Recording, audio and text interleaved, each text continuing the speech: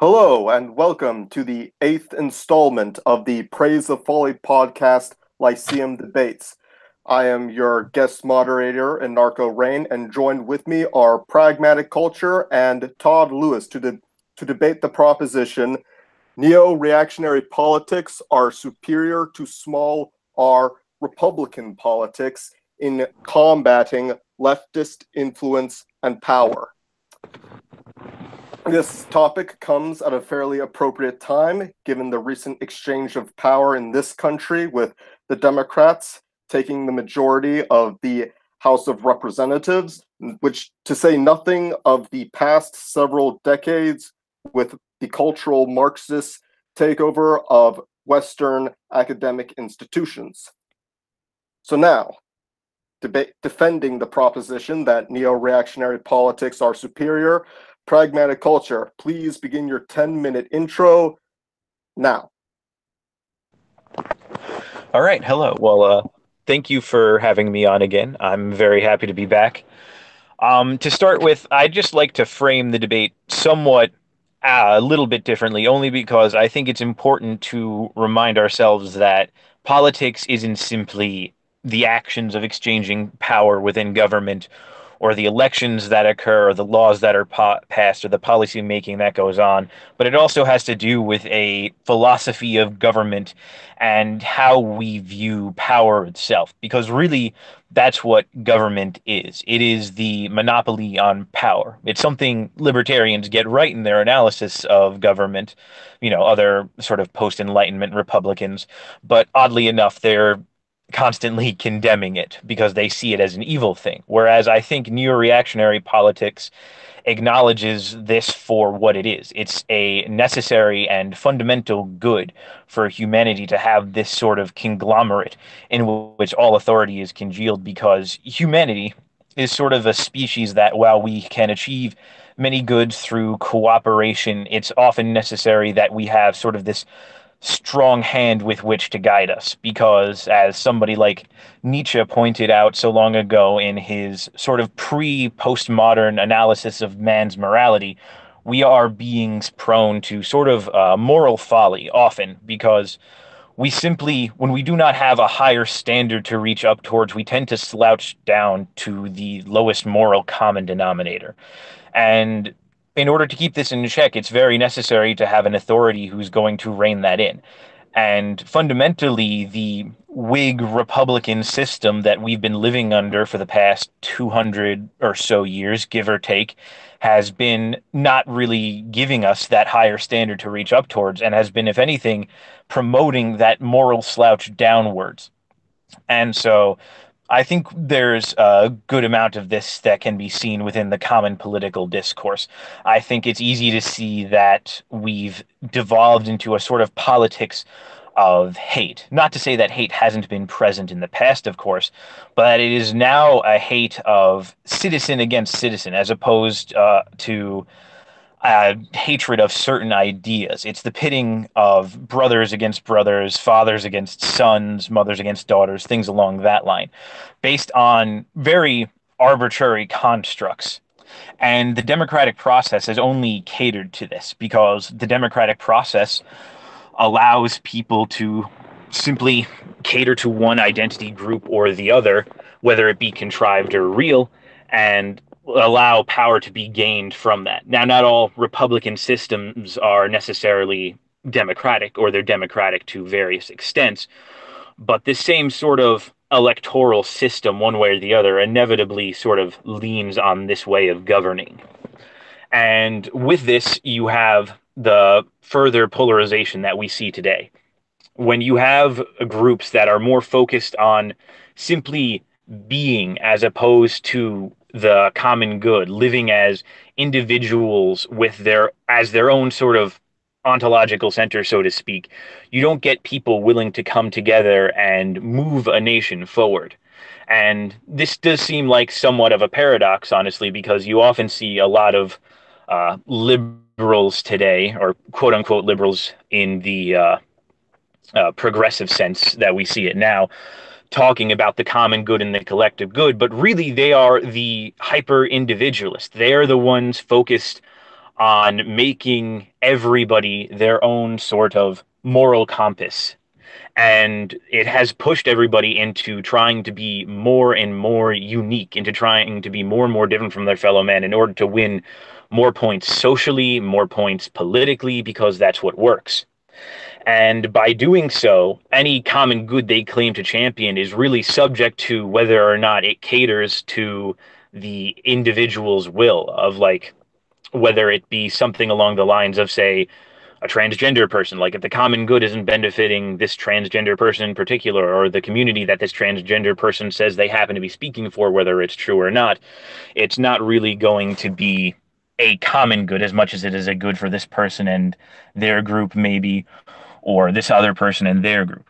And so, what you'd see in postmodern power analysis, this would kind of be the signifier and the signified.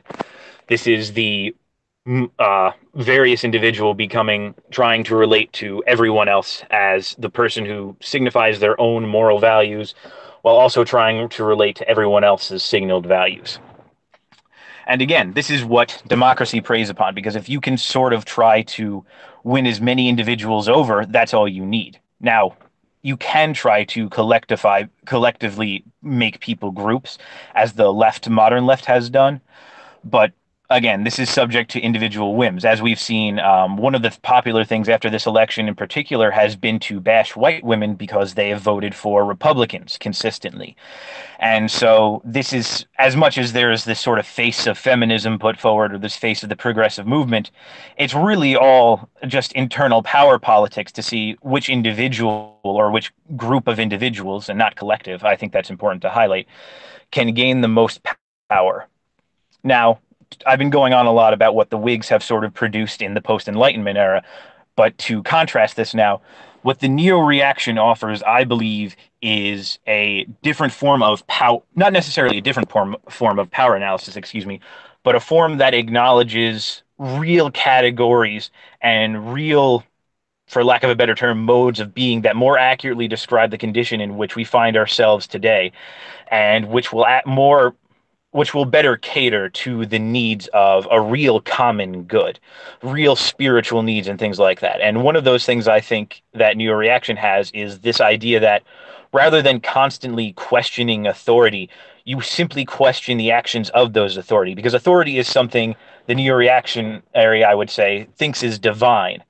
And there's a certain amount of being divine. It should be unquestioned. Now, obviously, unquestioned authority is scary to the post-enlightenment sort of child who's grown up saying you should question everything.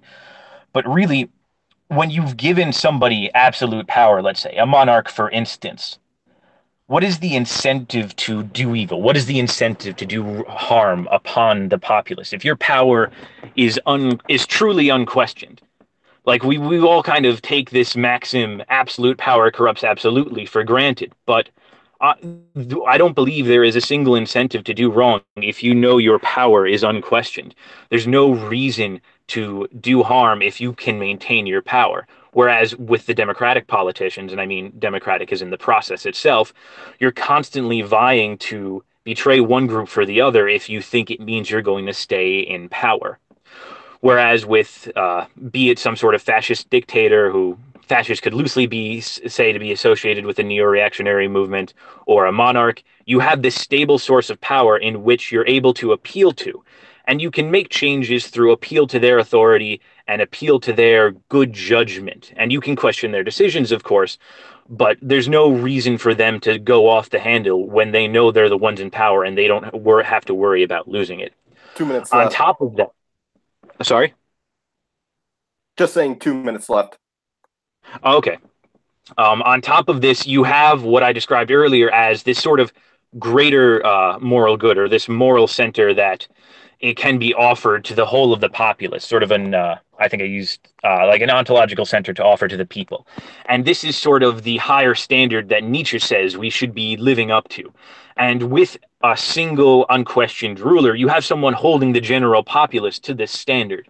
And of course, absolutist Europe, you had this standard of the Catholic monarch and such, and you had kings become saints, like Saint Louis. I can't think of which one it was off the top of my head, but an incredibly pious man who ruled his nation justly. And of course, you have people like, depending on which Christian sect you belong to, Saint Constantine, who also not only legalized Christianity, but converted in the waning hours of his life. And these people held their people to move forward, not only morally and spiritually, but as a nation.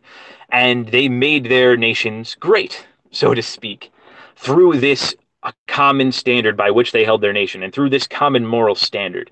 And I don't believe with the Republican sort of vying for power between different centers, be it social or political, you will get this moral center to just organically emerge. And so you will have people sort of forever slumping into moral decay, and we will just get the situation we have currently.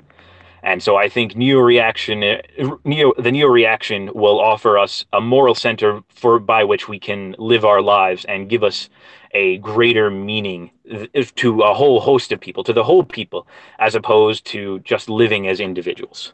And I'll leave it there. Thank you. All right. Now, Todd, please begin your introduction for why Republican politics are superior to neo-reactionary politics right about now. Okay, so I will begin by defining the concept of a republic. Republicanism is based off of the principles of classical political theory. Aristotle in the Politics describes, broadly speaking, three forms of government, each of which have a virtuous and a vicious element: the rule of the one, the rule of the few, and the rule of the many. The Republican argues that there are negative externalities to all three forms, but also some positive externalities to all three forms. And so the ideal is to then create a mixed regime which bundles elements of all three, which with the intention of having the best of all three of those worlds while combating the negative excesses of each of those three forms of political system. Now, in the modern age, the flagship of this kind of mixed government model that we saw in Aristotle and Cicero was the Anglo-Dutch model. And we can broadly say this can be divided into 5 forms, 5 points. The government is mixed and limited. So this would be what I just described, the mixed government with an executive, legislative, and congressional body. We have the class interest which is served is a middle class bourgeois interest. As Aristotle says in Book 4 of the Politics, the best governed state is that state in which the middle class is predominant, because the middle class is not prone to the emotional whims of revolutionary fervor of the poor and is not overburdened with leisure and wealth in order to conspire against the state. The market is largely free and unregulated, which leads to a rising level of standard of living, which is beneficial, as we'll see later, in thwarting classic Marxism. And then we'll see that the fourth part is the government is primarily based on more so merit. You're promoted based on how you perform, not who you know. And it's based on limited political reform. The participants within the system have the potential to petition those in power to listen to and redress the grievances they feel that they have. Now, the left has migrated through 3 phases: the Jacobin phase, the Leninist phase, and our current Fabian phase. Now, in the first 2 phases, the Jacobin phase, led by the French Revolution and Napoleon, the European powers did come together to defeat Napoleon, but they were primarily led by England. The reactionary powers were often fickle and unreliable in their long-term resistance to Napoleon, but England never wavered. It was English grits, gun, and gold which defeated Napoleon. The Soviet Union, the USSR, lost the Cold War vis-a-vis the United States. Reactionaries in Russia crumbled in the face of the Bolshevik Revolution. And the fascist alliance in Europe in World War II also failed to destroy the Soviet influence. Now, the best way to fight communism and win is to create a condition in which it never arises. To this end, the single most important socioeconomic indicator in domestic affairs in this regard is the middle class. A strong middle class is seen as the ideal by both Aristotle and Moses, and were the inspiration for the Anglo-Dutch model. The middle class is also the main driver of economic growth, and coupled with representative government, gives people a voice in politics. The listless, angry, and hapless peasants do not manifest themselves, and hence are not radicalized by Marx. Classical Marxism, based on class conflict, was decisively defeated by the Anglo-Dutch social economic system, to the point where the new Marxist talking points are race and gender. This is fairly obvious because Marx predicted that the poor would become poor and the rich would become wealthier at the expense of everyone else, which would then lead to the rising proletarian revolution. But what ended up happening was, in those countries that adopted this model, they were given some freedom to participate in the political system. So they felt as had they had a stake in it. They felt that the people in power would listen to them and redress their grievances. And their class interests were assuaged and ultimately annihilated in the rising tide of productivity and prosperity which developed. It's a lot more of a riskier proposition to engage on a 20-year campaign of people's resistance when you have a 401k, a wife, and kids to take care of. Now we see that when it comes to defeating the left, it can be defeated in at least one of two ways: economically and militarily. Now, militarily, the left was really where it first manifested itself on the world stage in the French Revolution, the liberal revolutions, and later the Soviet Russian Revolution. And one of the things that we see as one of the key impediments that reactionaries have in fighting off these forces is that they create a system in which the individual does not feel like he has any ability to control the environment around him. And in fact, one of the points that Pragmatic Culture brought up already was that the people in a reactionary society should feel more cohesion, more commitment to the system. But the fact that a permanently disenfranchised serf class does not have a sense of identity with the state, as we saw during the Russian Civil War and Revolution. These disenfranchised peasants for too long had been trampled upon by the unhearing and uncaring powers of the Tsar, to the point where they revolted against it. Now notice, that's not to say the United States and Great Britain and their spawns like South Africa, Canada, and Australia didn't have unrest at home, and it never manifested into a civil war or an open revolution, in part because the people, on the one hand, the costs were too great to form a revolution, and also the fact that they could achieve some measure of what they wanted peacefully and therefore more cheaply. So we also see that because the reactionaries tend to prioritize a sort of aristocratic class interest over performance, many of the problems that they rightly point out in the modern political system of a sort of lethargic, ineffective bureaucracy, people that are not punished for failure and in fact promoted for failure, is exactly the kind of thing we see in reactionary regimes. In the Stuart monarchy, Prince Rupert of the Rhine, during the English Civil War, was brought to fight for Charles I. At the Battle of Edge Hill, while a man given great amounts of courage and able to lead men into battle, was not able to effectively lead battles and campaigns themselves. Rather than turning his advantage to victory against the parliamentarians, he looted their baggage train, leading to the parliamentarians to drive the royalists off the field.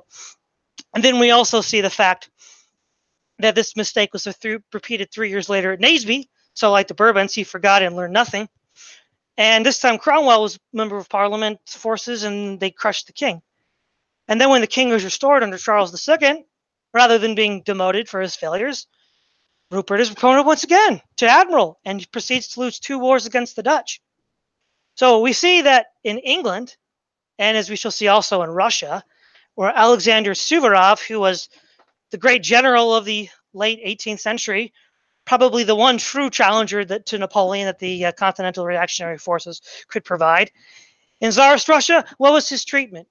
He was constantly belittled and demeaned by the Tsar Paul, and instead listened to sycophants and military incompetence. To such a point, yes, where some people argue that Suvorov died of a broken heart. So contrast that to England, where Sir Arthur Wellesley, Duke of Wellington, was allowed to rise to the top and defeated the French in Spain and Napoleon at Waterloo. The English showed, unlike the Russians, after the Civil War period that they went through, that they could allow the best to rise to the top. Now, from an economic point of view, it's self-evident that the amount of class division that develops in these feudal societies these partially developing capitalist societies like Russia in the early 20th century is far greater than anything we would see in Holland or the United States or Great Britain. And of course, because of that, those regions that were not a part of this Anglo-Dutch model were far more prone to communist revolution and subversion.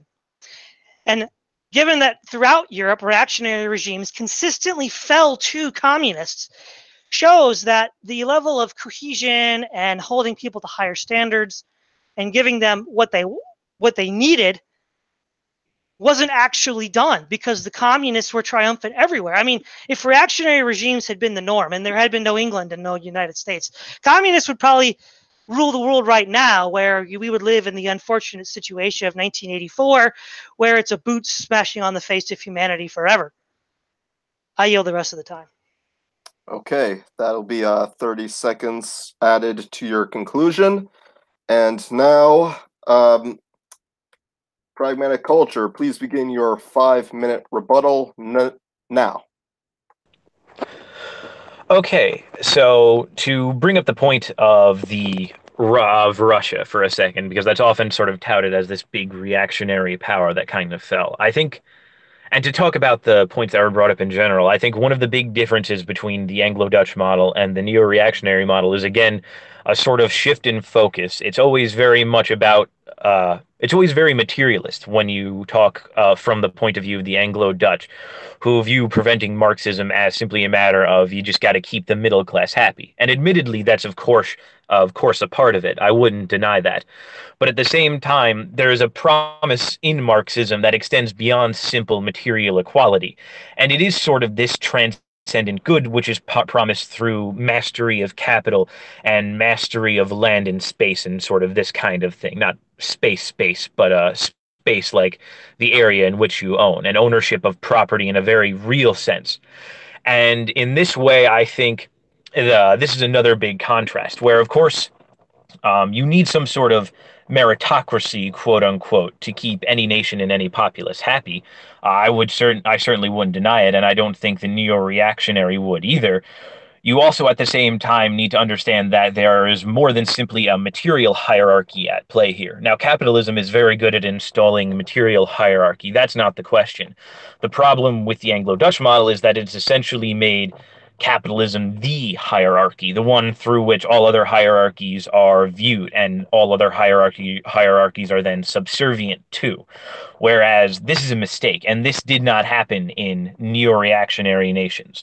And there was a bonding of church and state and the people and the markets, and there was a greater wholeness and completeness to the system than just this mere market view of things.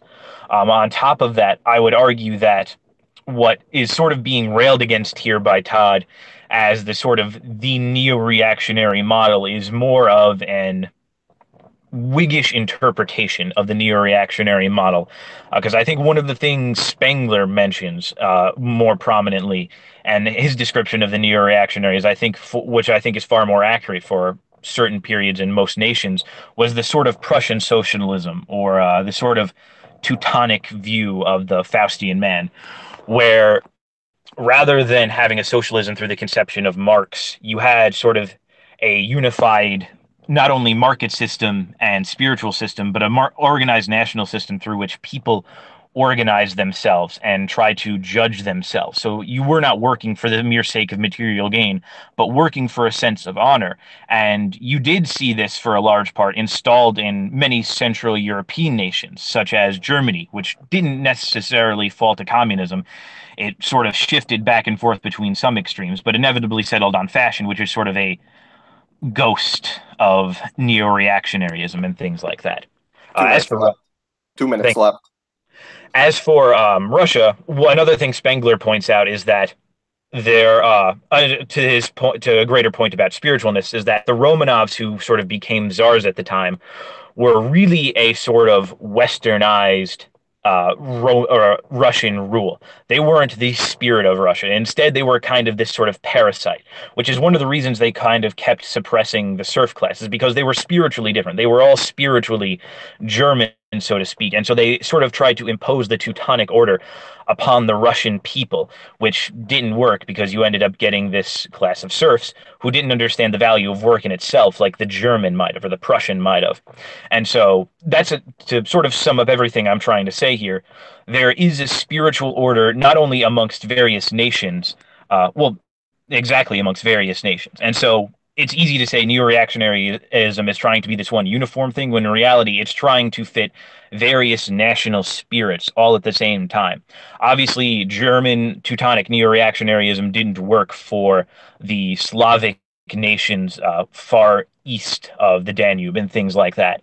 And I wouldn't expect it to. In the same way, I wouldn't expect sort of the Russian Slavic system of sort of brutal dictatorship and this sort of Eastern despotism mixed with a sort of odd Western spiritualism to work in an England type of setting. Nor would I expect the Teutonic Order to work in England either. But I think what's important to keep in mind is that the neo-reactionary spiritual promise is to install order in unity with the national spirit and not simply just try to blanket one system across all nations. And so while I think you could attribute that to Okay. the neo-reactionary failing in certain nations, like you mentioned, the Stuarts I'll and have things to, like that. you're at time, so I'll have to ask you to make Sure. a closing statement to your rebuttal.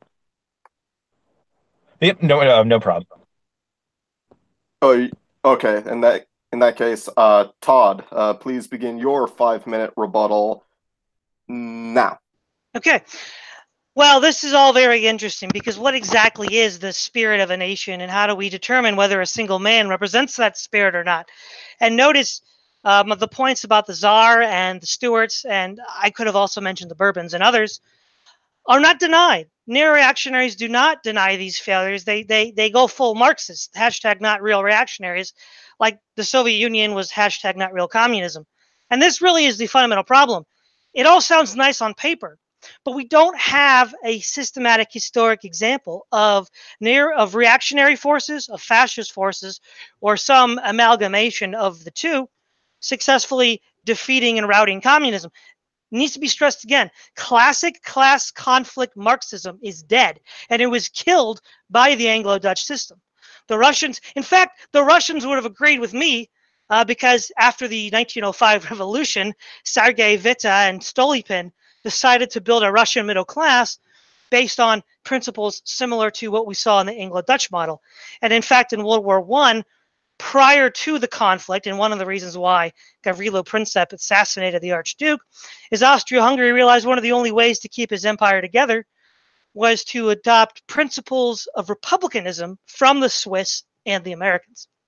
Now, the idea that republics, at least in this sense, the Anglo-Dutch system, do not have a higher principle.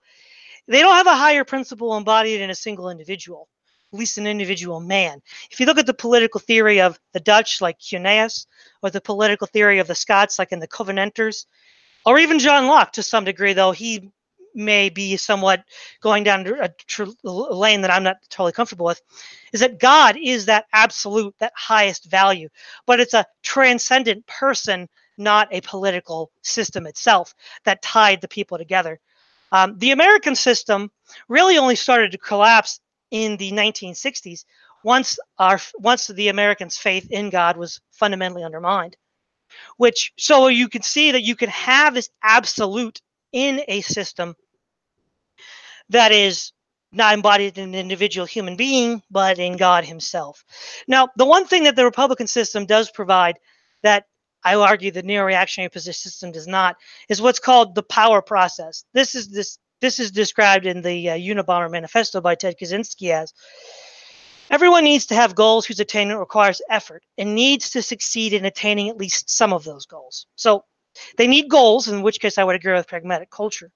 They need to be able to strive for and achieve those goals.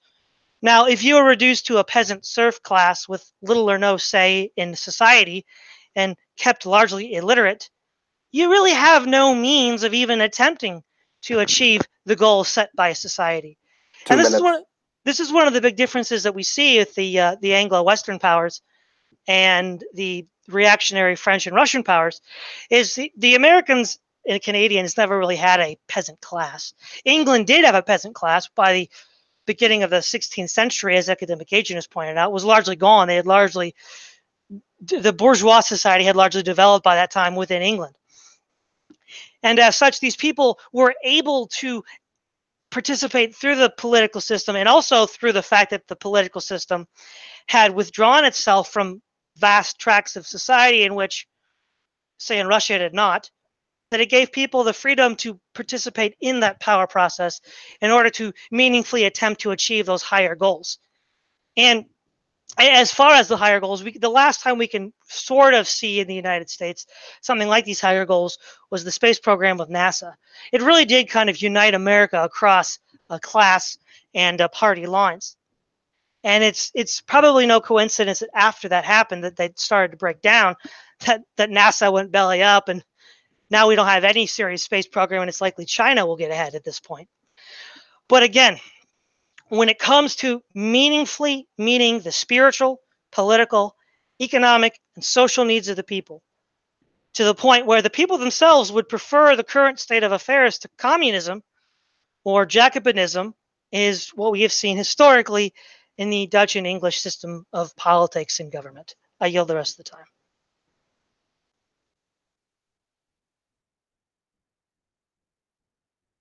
I think you still muted yourself, Anarcho.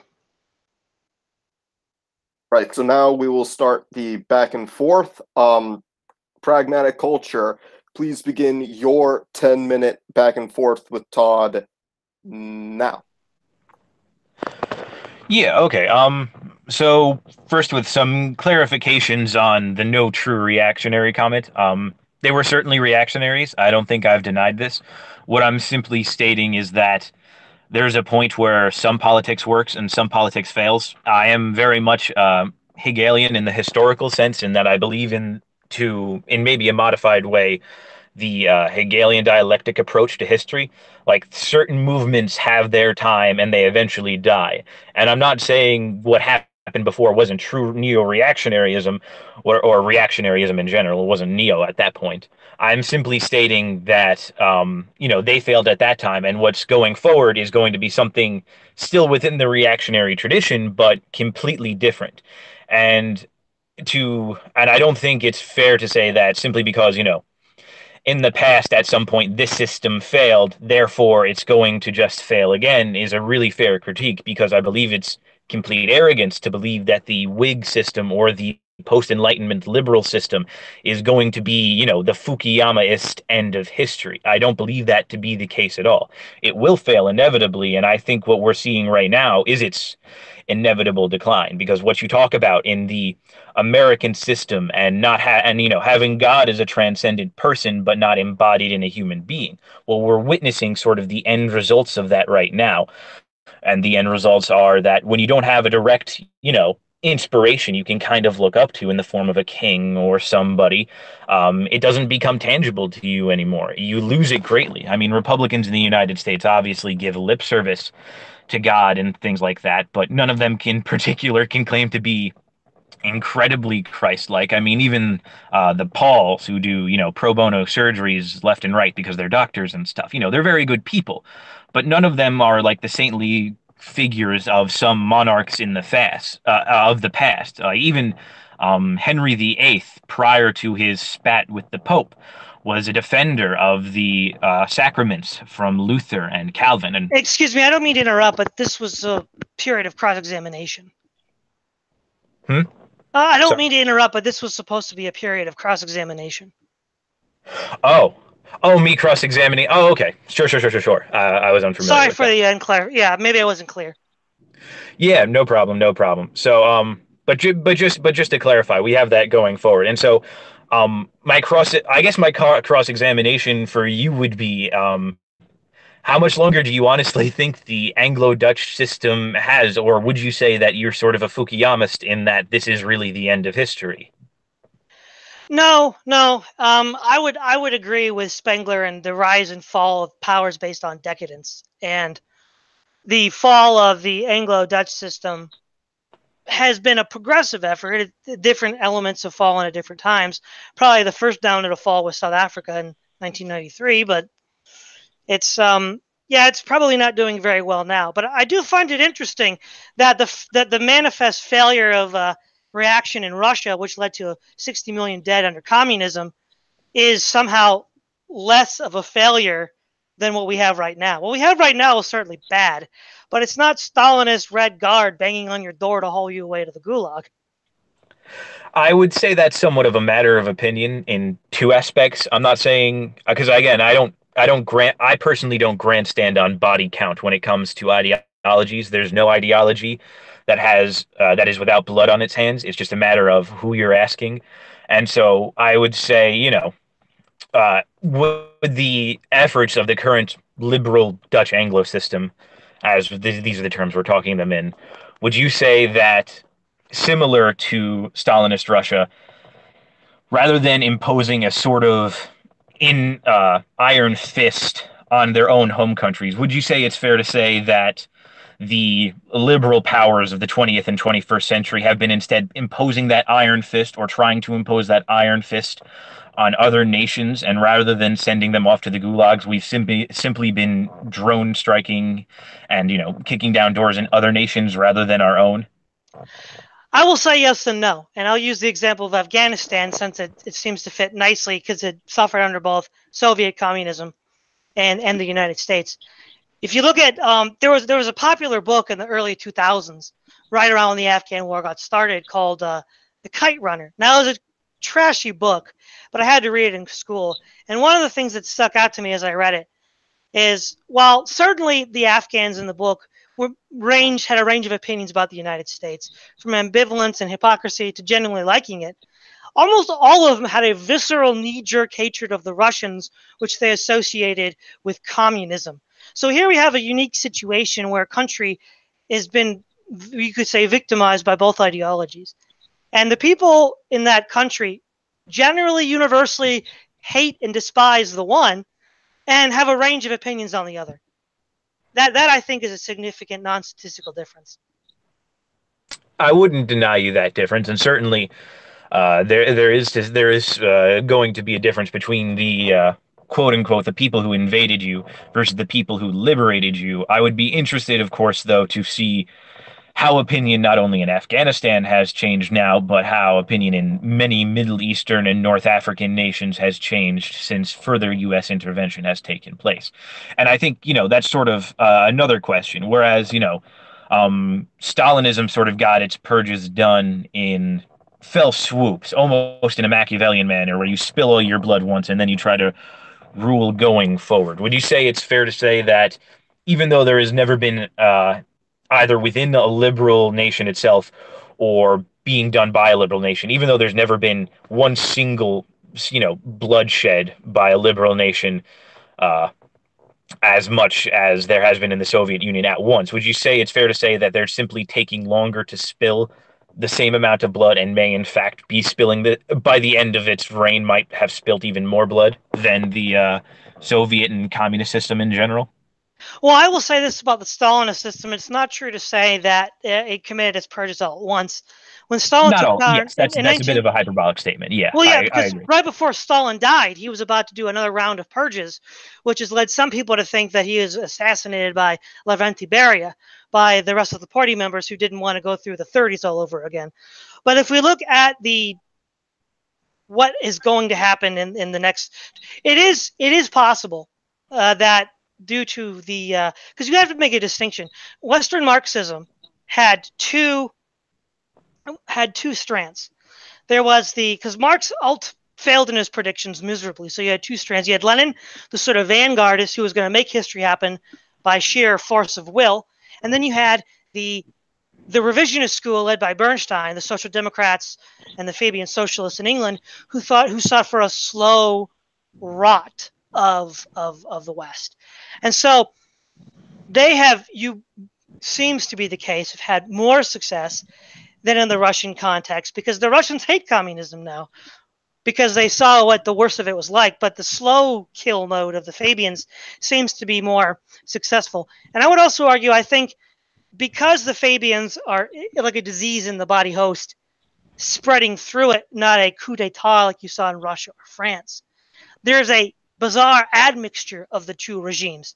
And so the behavior of the United States right now, maybe even over the past 50 years, has been somewhat schizophrenic because of this admixture of the two elements.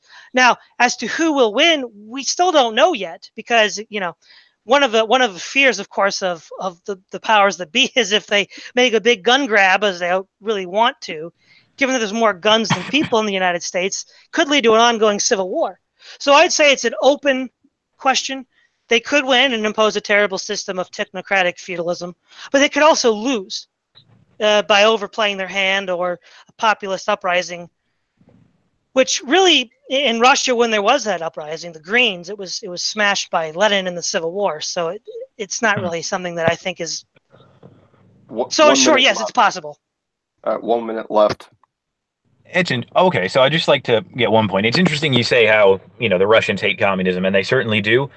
But there's also, I would say, a strong whatchamacallit feeling of wanting to rebuild the Soviet Union. Because if you look at polls of within Russia and former Soviet republics, you actually see massive support, super majorities of support for returning the Soviet Union. And I think that would speak somewhat to my point of a sort of supranational spiritual transcendence, which even the communists were able to make an appeal to. And final question real quick, and I'll let you go over a little bit. What would you say is the Anglo-Dutch appeal to spirit? What is their way of sort of grasping transcendence that they can give to the general populace and give them sort of a spiritual hope? Yeah, well, historically within the North American context, it was a Puritanism. The idea that, because most critics on the right and the left of the WASP, of the American culture, it was that Calvinist Puritan culture that inspired. In fact, we see a reference to this in John F. Kennedy's speech in 1962, telling us we're going to get to the moon at the end of the decade. He opens up with William Bradford, the governor of Massachusetts Bay Colony. So, you know, this sort of, and the Puritans, you could argue, were a combination of Old Testament LARPing in a sense, because they thought they were the city on a hill. So a little bit of Old Testament LARPing. I mean, obviously you had some English culture as well, but I think the dynamic spirit of the Puritans, and also the Afrikaners, the Boers, and because the Dutch also, the Boers also were LARPing as Old Testament patriarchs as well. We both built astounding civilizations out of essentially barren wilderness and barbarian peoples in North America and into South Africa. Okay, Todd, please start your back and forth now. Okay, so when we look at, I have a question here for you. When we look at two systems, we can look at them in the sense that against the same threat, because the French Revolution, I think we can roughly agree, is when the left becomes a true political threat to almost any political system other than itself. And then we can say, okay, well, a system is successful in as far as it's able to delay being taken over by that threat. I think you can agree to that, right? To some extent or another, yeah, generally. Okay, so if the neo-reactionary system was successful in providing, I think what you said was cohesion, vision, and suppressing degeneracy, why is it that the people turn to radical revolutionary Marxist solutions in Russia and radical solutions in the Jacobins in France? Those were thrown in ultra societies with a state church and an emperor and all power centralized in the middle. Why did they feel that way if the reactionary system provides those services? Okay, so two things, and I think I answered the Russia thing a little bit before. One being that as Spengler, I shouldn't be quoting him directly, but this is sort of things I've heard through others who've researched Spengler, that you have with the Romanovs, a very different style of rule, a different spiritual style of rule, essentially, from that of the classical sort of Russian rulers and things like that, like the founders of Kievan Rus and things like that. You have a different sort of spiritual succession going on there, and so that caused a sort of, with that difference in governance, you get a different result and a dissonant result, one that sort of doesn't take into account the spirit of the people. I think a more genuine Russian ruler was in fact someone like a Vladimir Lenin or a Stalin, who, while obviously putting the people through horrible material conditions, enacted in them some sort of feeling of spiritual being and belonging, to the fact that even though they despise communism today, they would still, in droves, want the Soviet Union to be reformed. And so, if Stalin were in another timeline, not influenced, or Stalin or Lenin, not influenced by the writings of Marx, or perhaps if Marx had not existed, Stalin or Lenin could have restored a proper Russian monarchy by overthrowing the Romanov terror. And in the case of France, what I would say is that you really don't have. I think it's a bit. What's the word I'm looking for? I think it's a bit presentist to imply that the Jacobins were just completely left, in the sense that the left has evolved today. Because in reality, what I think you see with the Jacobins is sort of liberals taking views to a certain logical extreme. And I think the Distributist has made this point before. They were really spilling blood in the name of the Declaration of the Equal Rights of Men and things like that. And they were spilling blood for the sake of egalite, fraternity, brotherhood, and equality. I'm forgetting the French, but you know what I mean. And so, really, what you don't see there is this emergence of the left, or the left overthrowing neo-reactionary powers, except for Russia. What you really see is the deconstruction of neo-reactionary powers by liberals, and then communism kind of swooping in and sort of infiltrating the the liberal sect of the government that's taken over, and then sort of stealing it from the liberals. So I don't think it falls directly on the feet of the reactionaries, really. Okay, well, I guess the first thing I'd say is the fact that a people would yearn for an authoritarian past doesn't at all imply that that authoritarian past it drew something true from their spirit. So, for example, in the Exodus, especially in Numbers, Israel is constantly bitching and moaning to Moses about how we should have been in Egypt. We should have been slaves in Egypt. We're going to die in the wilderness. Now, nobody's going to then say because Israel preferred the slavery of Egypt that the Egyptian Pharaoh had somehow drawn out the true spirit of the Hebrews right after Moses gives the law. I don't really see that as following. Okay. Oh, well, if you want to go on, you can go on. No, go ahead. Well, what I would say to that is it does speak to something within the Hebrew spirit, and Hegel talks about it in his philosophy of history, in a talk of a spiritual despotism. And the way he describes Israel as sort of a section in the greater Middle East, when he's comparing the Middle East, which he calls Persia, to the Indian, because he has history sort of follows the sun as his thing. But when he's getting in the process of actually sort of dissecting the Hebrew people, he talks of a spiritual despotism, whereas in India they had despots who were sort of direct, and they were sort of god king, so to speak, or a class of people who were imbued with special power from the god. Here you have a supernatural despot above all people and above man to some extent that the Hebrews longed for, but even that didn't satisfy them. And in fact, when God tries to say, hey, you're just going to have judges because I'm your real king, they still want a king. They still want a kind of authoritarian rule. Obviously not the Pharaoh, because he wasn't really the spiritual leader of that people, but they did still yearn for a sort of spiritual authoritarianship, just from the proper authority ordained by the true God. Okay. The other point that I was going to get at was with the French Revolution and the Jacobins being, quote, liberals. Well, this is something here, because you made the distinction between liberty and equality. Now, on the neo-reactionary side, there are certain libertarian ANCAP elements, right? You have True Deal Tom on YouTube. You have more famously, and he sort of gave Hans Hoppe and his Democracy, the God That Failed. That's sort of what became, he got that slogan, forcible removal. Equality is not a liberal value. You can ask True Deal Tom, you can ask Hans Hoppe, and these guys are like quasi reactionaries anyhow. So to call the Jacobins liberal, I think, is a category mistake, because they value liberty, equality, fraternity. So equality ultimately is what they value more than liberty, because they ended up killing people that challenge the equality part.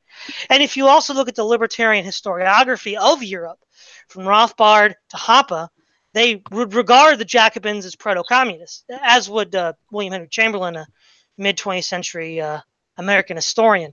So I don't think it's really appropriate. It's a bit of a category mistake to call the Jacobins liberals. Fair enough. I would certainly grant you that when analyzing past historical movements, it's hard to say how they would neatly fit into what are somewhat current political understandings. But what I would also say is that in regards to what people like, I'd say True Deal Tom, because I speak with him, he's more of a reactionary now than you might realize, only because he just hasn't done enough videos on the subject yet. But in terms of Hans Hermann Hoppe, what you could very easily say is that they're simply a different radical strain of the original Enlightenment liberalism, whereas communism, you could say, is another strand going in an equally sort of extreme way, although in different aspects.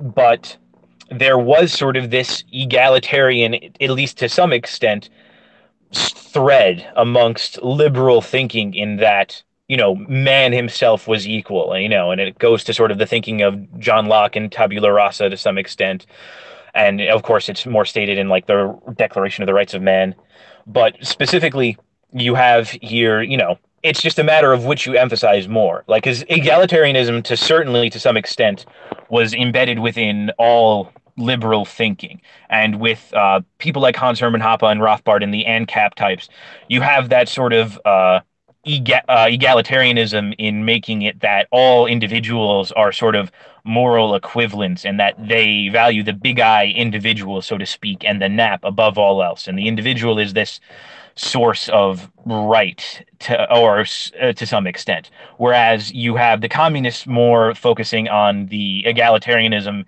in like sort of a radical strain, in that egalitarianism, not simply are we moral equals, but this moral equality implies us to some sort of physical equality of outcome as well. So I'd say there's sort of two different strains of the same kind of thinking, even though I would certainly agree that they don't fit neatly into either when we're trying to apply our present historical analysis lens to them.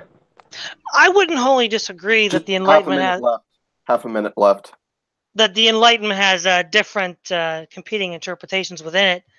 But given that I only have 20 seconds left, I guess I'll just end it here.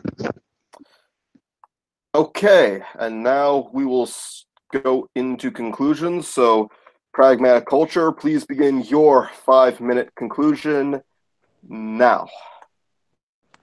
All right. I'd just like to thank you guys for having me on again. It was good fun, like always. I always enjoy our talks. But inevitably, what I think neo-reaction offers to the people of the modern world more than anything is a sense of spiritual belonging and being.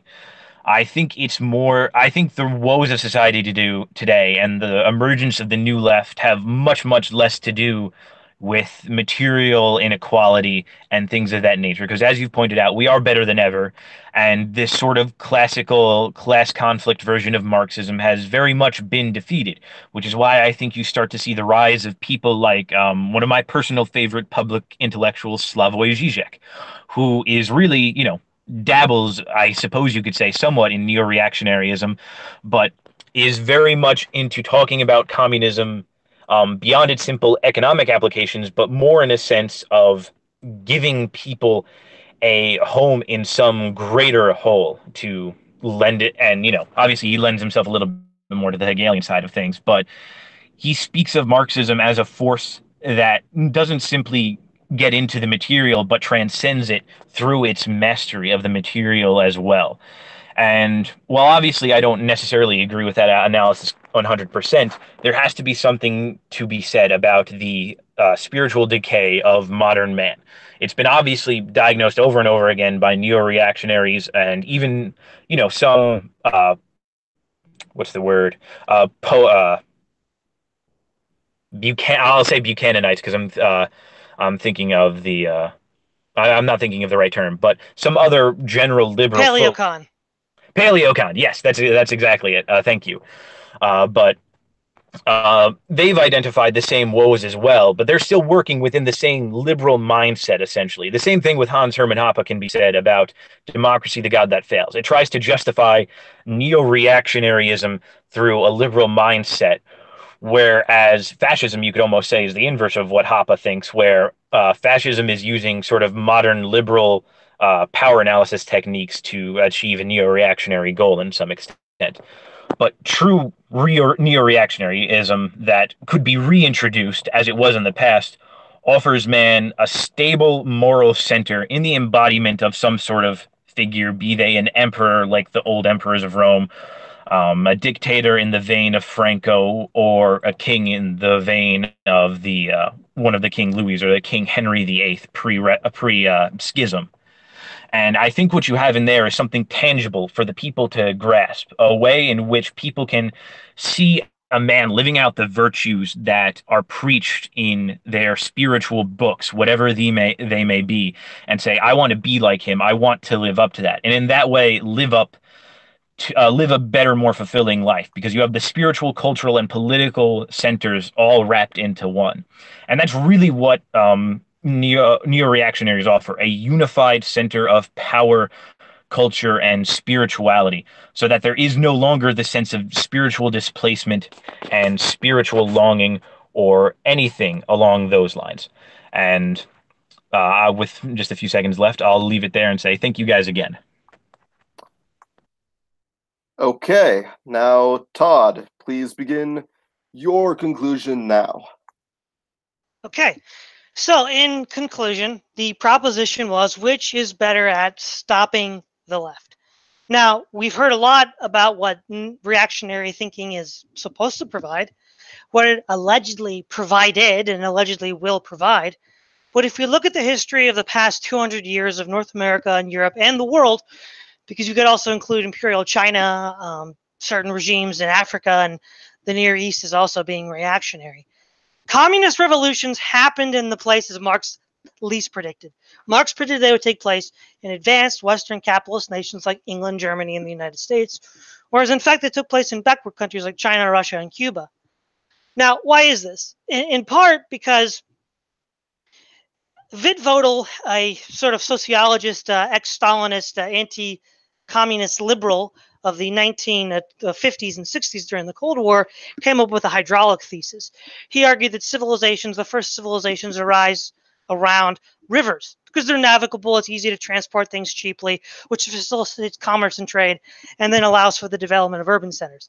But he points out that communism in actual implementation is essentially very similar to these hydraulic empires. And he listed the big three in the beginning. The big four were Egypt, the Mesopotamians, China, and India. And we also see, of course, in India during the Cold War, communism was very strong. Nehru was a strong supporter of Fabian socialism, and they only really threw off the shackles of socialism in the mid-90s. Now, what we see is those regimes that were a part of this hydraulic empire system, even though Russia was not near any large bodies of water, they embodied a similar form of government. It was easier for the Marxist model to take root because, as Wittfogel points out, it's essentially the same kind of government. You have an idea of the good, you embody all power in that individual of the state to impose that good. But this is what ends up ultimately being the problem. We see this with a lot of the apologists for the Soviet Union in communist China and elsewhere, is that they never seem to do what you want them to do. The people that have all the power, that were empowered to fulfill the will of the people, don't seem to ever get around to doing it, because once they have the power themselves, their natural human nature seems to want to come up to the fore, where they just gratify and pleasure themselves all the time. Now, the three things that you need to defeat communism: bad ideas are defeated with good ideas.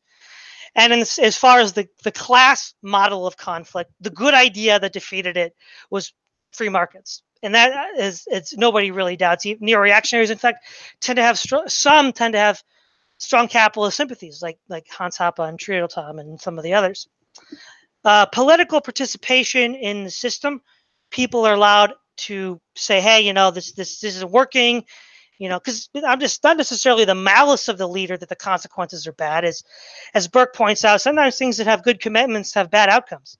Now, what was intended by the leader, and there needs to be a system that allows people to say, hey, it's not working, let's change it, which was there. And then also the power principle. People need to feel like they're a part of, not just feel like they're a part of something, but to participate in that thing to the degree in which they're capable of. I mean, you don't want someone who's low IQ to participate in the high level management of a satrap or something. That wouldn't turn out too well.